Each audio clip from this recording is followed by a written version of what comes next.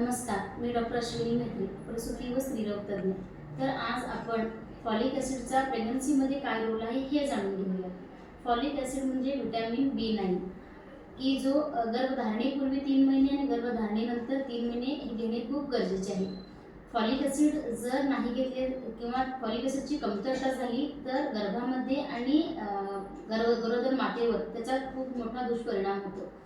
गर्भामध्ये neural tube defect म्हणजेच मेंदूची व पाठीच्या कणांची वाढ नीट न होणे, म्हणजे त्यामध्ये स्पायना बायफिडा म्हणजे पाठीच्या कणांचा जो भाग पूर्ण तयार न होणे किंवा तो बंद न होणे, आणि अनॅन्सेफली म्हणजे मेंदूचा भाग नीट तयार न होणे, तसेच क्लेफ्ट लिप आणि क्लेफ्ट पॅलेट म्हणजे जो टाळू असतो किंवा ओठ असतात ते फाटलेले असतात। तर हे झाले गर्भामध्ये होणारे विकृती।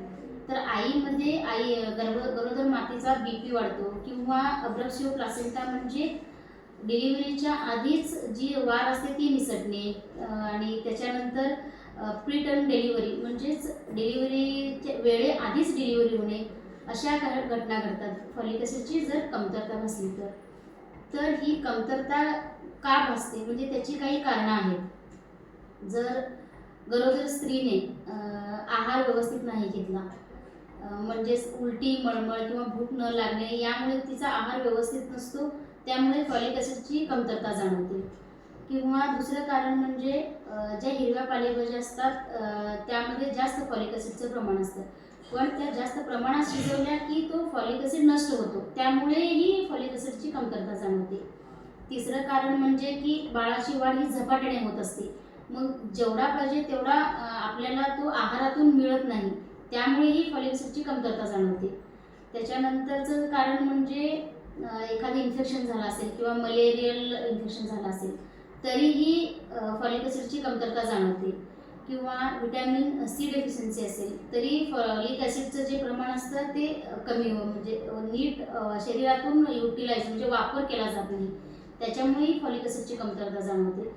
तर हे सर्व भरून काढण्यासाठी आपण फॉलिक ॲसिडच्या ज्या गोळ्या आहेत त्या डेली 400 मायक्रोग्रॅम हे असं घेतलंच पाहिजे।